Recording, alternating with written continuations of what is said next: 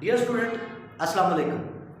आज जो हमारा टॉपिक है जो हमने डिस्कस करना है, आज हम डिस्कस करेंगे अबाउट एड्स कि एड्स क्या है। रेट्रोवायरस को हमने पिछले लेक्चर के अंदर डिस्कस किया था कि जो रिवर्स ट्रांसक्रिप्टेज करते हैं उनमें से ही आज हम डिस्कस करेंगे उसी एक वायरस को लेकर जिसे हम HIV या ह्यूमन इम्यून वायरस का नाम देते हैं, उसे डिस्कस करेंगे। लेकिन हम उसे डिस्कस करेंगे under the heading of AIDS के बारे में। अब एड्स क्या है? जब हम एड्स की बात करते हैं, ये लफ्ज एब्रिवेटेड लफ्ज है, 4 लफ्ज है। पहला है एक्वायर्ड, ए फॉर एक्वायर्ड, हासिल की हुई। दूसरा लफ्ज मौजूद है इम्यून, यानी कि कुव्वते मुदाफियत, इम्यूनिटी।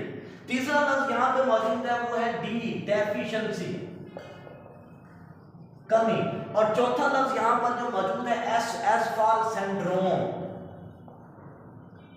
इसका मतलब ये है कि एड्स जो है बेसिकली 4 वर्ड से मिलकर बना हुआ है, एक्वायर्ड, इम्यून, डेफिशिएंसी, सिंड्रोम। अब सिंड्रोम इसे इसलिए कहा गया है कि when a disease shows more than one science, जब कोई डिजीज एक से ज़्यादा सिम्टम्स, एक से ज़्यादा साइन शो करती है तो हम उस डिजीज़ को नाम देते हैं सिंड्रोम का। अब क्योंकि एड्स बजाते खुद डिजीज़ नहीं है, बल्कि क्या करते हैं, ये इम्यून सिस्टम को डेफिशिएंसी पैदा कर देती है, और उस डेफिशिएंसी की वजह से पूरे का पूरा इम्यून सिस्टम जो है वो क्या रहता है, वो एट रिस्क आ जाता है, खतरे में आ जाता है। और जब खतरे में आता है तो एक शख्स जो है वो एक ही वक्त में बहुत सारे कॉजेटिव एजेंट से जो है वो हमलावर हो सकता है, तो इसलिए वो एक से ज़्यादा सिम्टम शो करता है, तो हम उसे कहते हैं सिंड्रोम्स का। तो एड्स बेसिकली क्या है, एक्वायर्ड इम्यून डेफिशिएंसी सिंड्रोम है।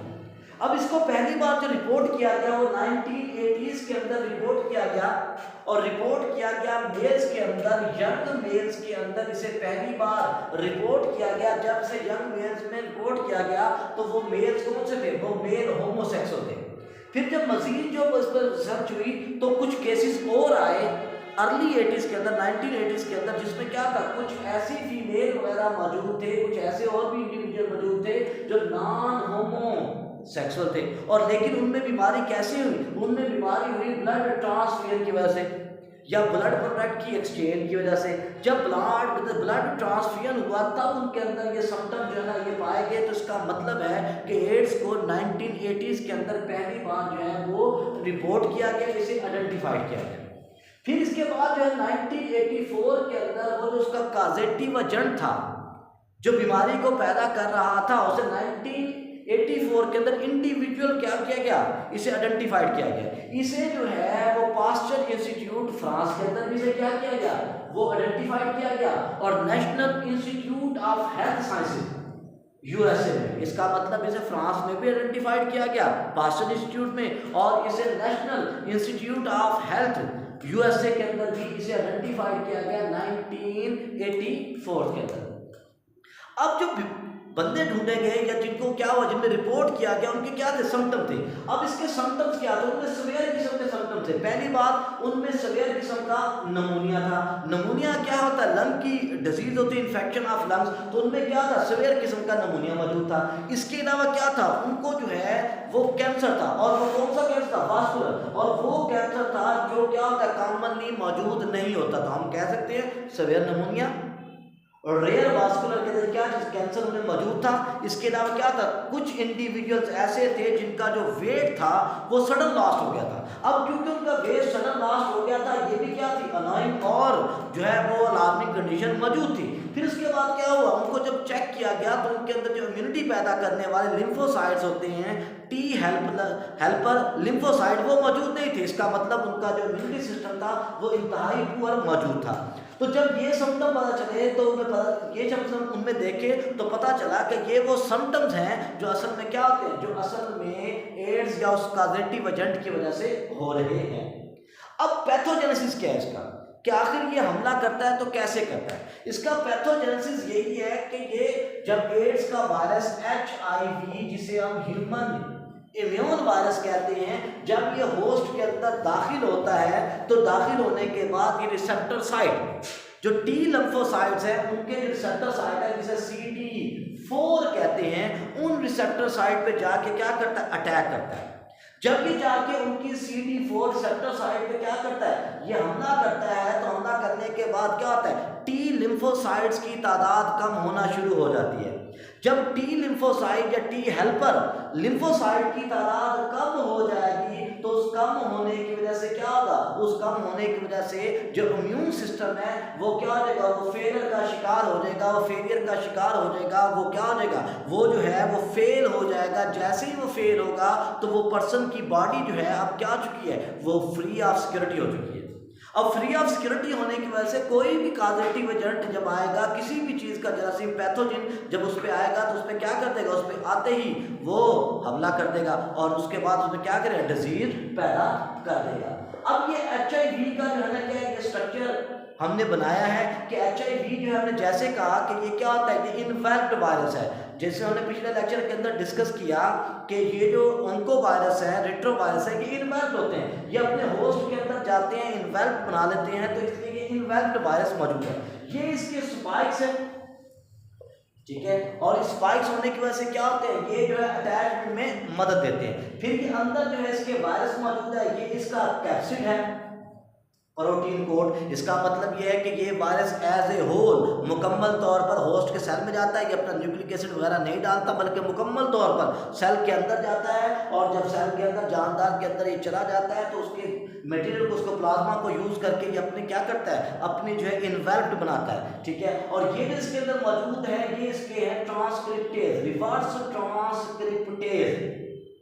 ये रिवर्स ट्रांसक्रिप्टेज वही एंजाइम है जो क्या करेगा, ट्रांसक्रिप्शन को उलट देगा, ताकि क्या हो, सिंगल स्ट्रैंडेड RNA से डबल स्ट्रैंडेड जो है वो DNA क्या हो, सिंथेसाइज हो जाए। और ये जो इसका मौजूद है, ये इसका जीनोम है, ये इसका न्यूक्लिक एसिड मौजूद है। तो टिपिकल जो HIV का स्ट्रक्चर होता है वो ये होता है, स्पाइक्स होते हैं, साथ उसमें क्या होता है, इन्वेल्ट मौजूद होती है जो होस्ट से की जाती है, कैप्सिड, और अंदर उसका न्यूक्लिक एसिड, और साथ जो है उसमें रिवर्स ट्रांसक्रिप्टेज एंजाइम जो है ये मौजूद होता है। ये इसकी क्या होते हैं, ये इसकी स्ट्रक्चर में शामिल होता है। अब एड्स की ट्रांसमिशन कैसे होती है, एड्स की ट्रांसमिशन जो है सबसे ज्यादा जो होती है वो होती है सेक्सुअल कांटेक्ट से। अगर कोई इंडिविजुअल इन्फेक्टेड हो और वो इन्फेक्टेड इंडिविजुअल किसी और के साथ सेक्सुअली क्या हो, एक्टिव हो जाए, तो वो क्या करेगा, वो उस कॉजेटिव एजेंट को एक से दूसरे में क्या कर देगा, शिफ्ट होने का बाइस बनेगा। दूसरा इसका क्या होता है, काज जो है वो है ब्लड कांटेक्ट। अगर हम ब्लड कांटेक्ट से आते हैं या ब्लड प्रोडक्ट कांटेक्ट से आते हैं तो भी चांसेस है कि उससे क्या होगा, उससे जो है ये HIV फैल सकता है। इसके अलावा सर्जिकल ऑपरेटर्स, जो सर्जिकल ऑपरेटर्स होते हैं, यूज सर्जिकल ऑपरेटर, अगर एक फर्द जो है वो इन्फेक्टेड है और उसके सर्जिकल ऑपरेटर्स या रेजर वगैरह को यूज कर लिया जाए तो उसकी वजह से भी क्या होता है, ये इन्फेक्टेड पर्सन से नॉर्मल पर्सन में शिफ्ट या ट्रांसफर हो सकता है। इसके अलावा मदर टू इन्फेक्ट, अगर मदर जो है वो इन्फेक्टेड है और वो अपने बच्चों को फीड करवा रही है, या मदर जो इन्फेक्टेड है और उससे जो बेबी बर्थ हुई है या बेबी बॉर्न हुआ है, तो ये उससे भी क्या हो सकता है, उससे भी ये ट्रांसमिट हो सकता है। तो इसका मतलब ये है कि इसमें ट्रांसमिशन के क्या है, मुख्तलिफ किस्म के तरीके हैं। एयरबॉर्न नहीं होता, जैसे कि कोविड वायरस है वो एयरबॉर्न है, वो हवा के जरिए जाता है। ये एयरबॉर्न बिल्कुल भी नहीं है, बल्कि क्या होता है, ये ब्लड कंटैक्ट या जो है fluid contact, body fluid contact की वजह से क्या होता है, ये शिफ्ट हो सकता है।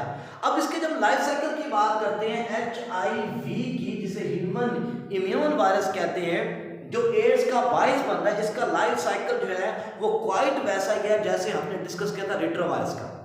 यानी कि ये अपने होस्ट पर क्या ढूंढेगा, रिसेप्टिव साइट,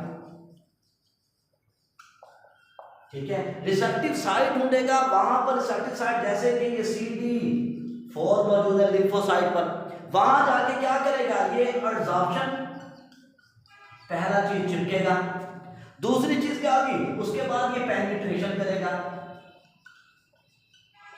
जब ये क्या करेगा, चिपकेगा, पेनिट्रेशन करेगा, तो ये अपना जो है वो क्या करेगा, जीनोम ये होस्ट के सेल के अंदर या T लिम्फोसाइट के अंदर डाल देगा। जब ये डालेगा तो अपने होस्ट के क्या करेगा, अपना न्यूक्लिक एसिड डालने के बाद जो सिंगल स्ट्रैंडेड RNA ये साथ रिवर्स ट्रांसक्रिप्टेज भी अंदर डालेगा। तो ये रिवर्स ट्रांसक्रिप्टेज क्या करेगा, ये जो है इस सिंगल स्ट्रैंडेड RNA को कन्वर्ट कर देगा डबल स्ट्रैंडेड DNA। फिर ये डबल स्ट्रैंडेड डीएनए जो बना है ये क्या हो जाएगा, ये सेपरेट हो जाएगा, अनकॉइलिंग हो जाएगी। जब ये अनकॉइलिंग होगी, ये सेपरेट होगा, तो फिर क्या होगा, फिर इसके क्या बनेगा, कैप्सिड बनेगा दोबारा। तो नतीजा ये होगा कि ये क्या करेगा, दोबारा कैप्सिड बनाएगा, असेंबलिंग करेगा, और असेंबलिंग करने के बाद बिल्कुल वैसे ही जैसे बैक्टीरियोफेज वगैरह करते हैं, ये क्या करेगा, वहां से निकलेगा और नेक्स्ट जो टी लिम्फोसाइट्स मौजूद हैं उन्हें जाके ये इन्फेक्ट करेगा।